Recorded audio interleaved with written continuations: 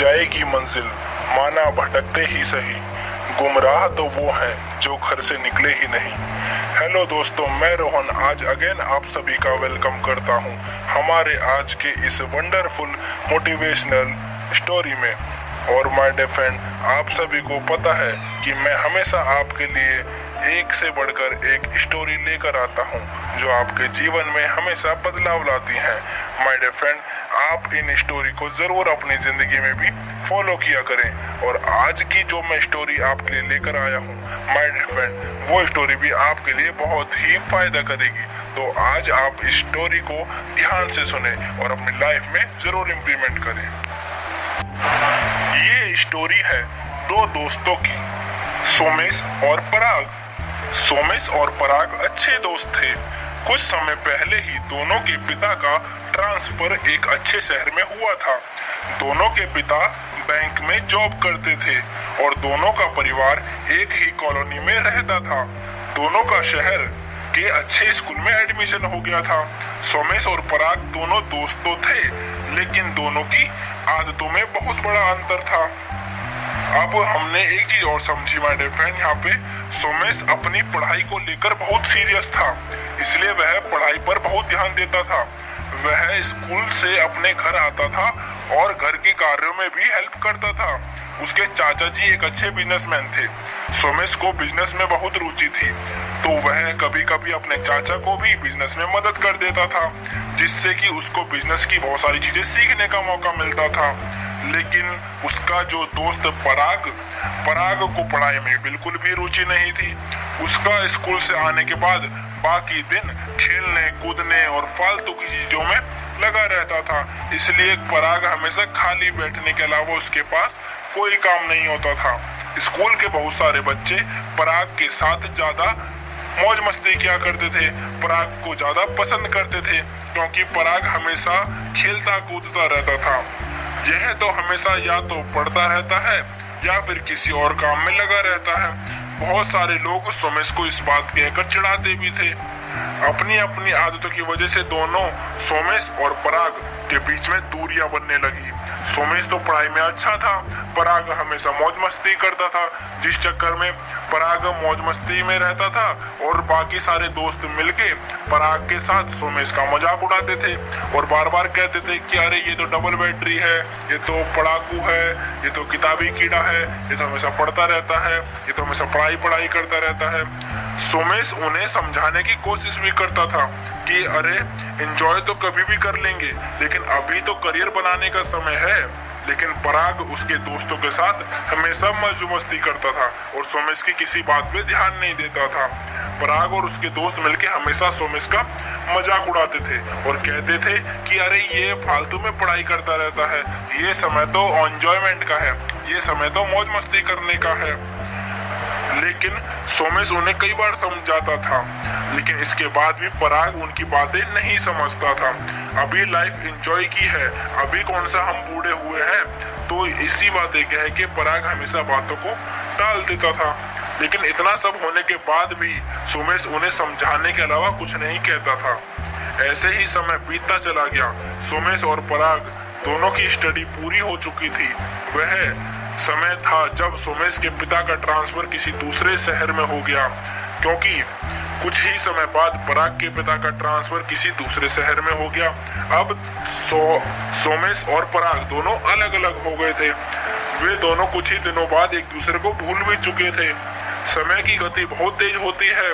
6 साल बाद एक घटना हुई।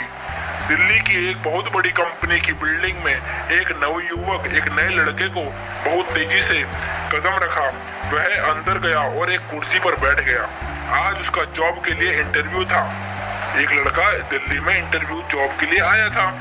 जैसे ही उसे बुलाया गया तो वह तुरंत उठा और इंटरव्यू रूम में चला गया इंटरव्यू देने के लिए।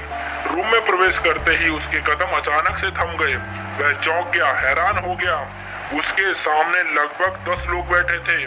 ठीक बीच में लाल कुर्सी पर सफेद कोट पहनकर एक बहुत ही जबरदस्त इंसान बैठा था। उसे देखकर जो लड़का था वो हैरान रह गया। अरे सोमेश, तुम यहाँ क्या कर रहे हो? वो जो लड़का लाल कुर्सी पर बैठा था वो और कोई नहीं, पराग का दोस्त सोमेश था।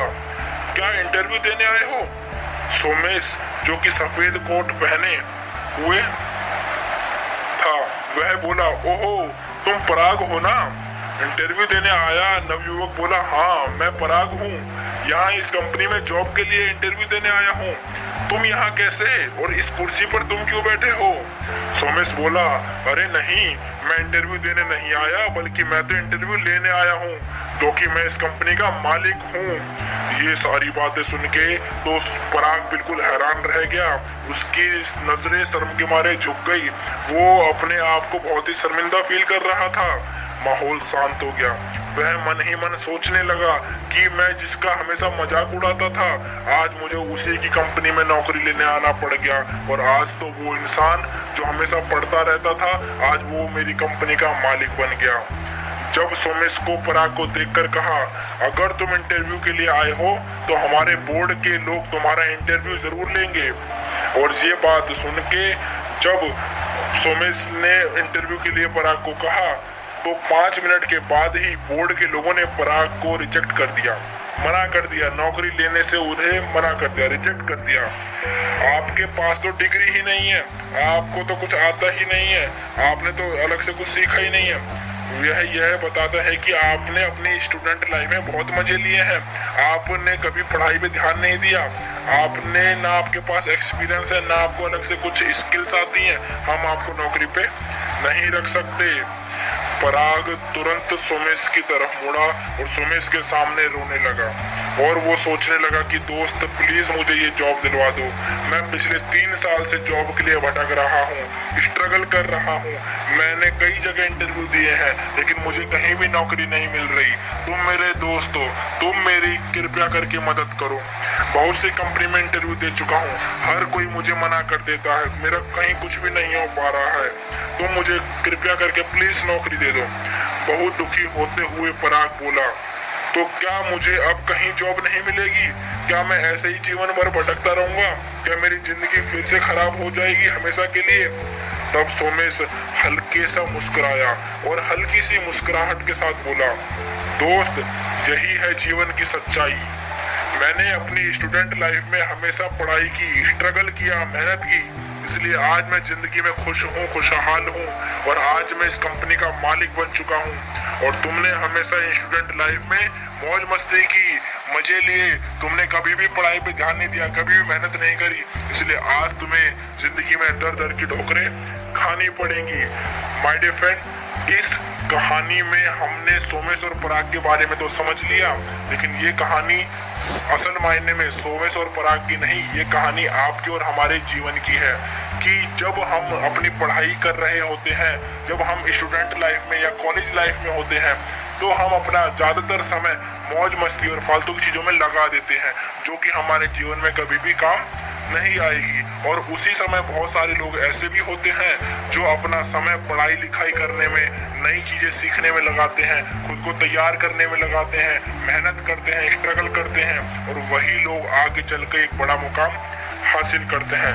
तो दोस्तों, आपको एक बात जरूर सीखनी चाहिए कि अगर इस स्टोरी में सोमेश और पराग की तरह आपको भी बनना है, तो मैं चाहता हूं आप सोमेश की तरह बने और पराग की तरह गलतियां ना करें।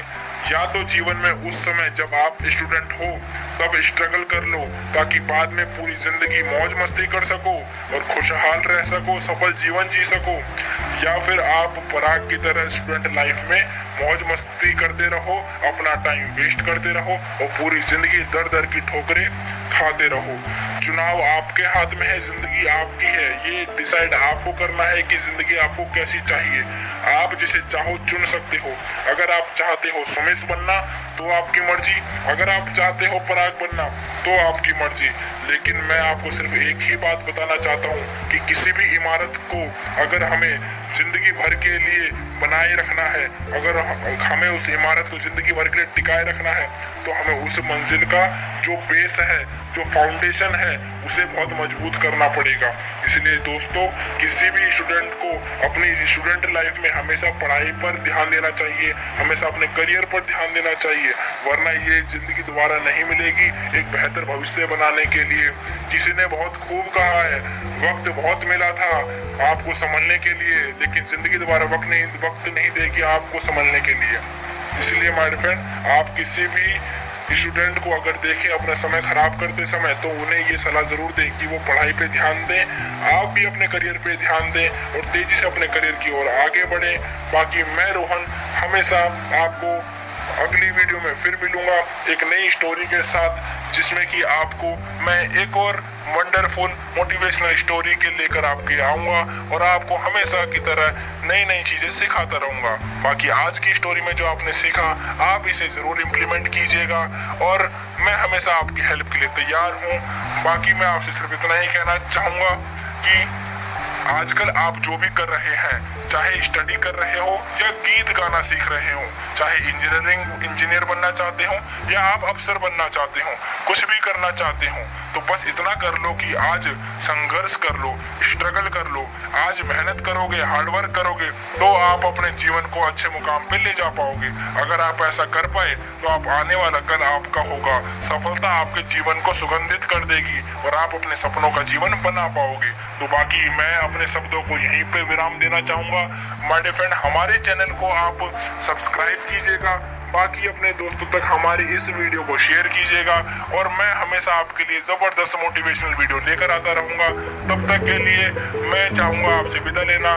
Okay, all the best, bye.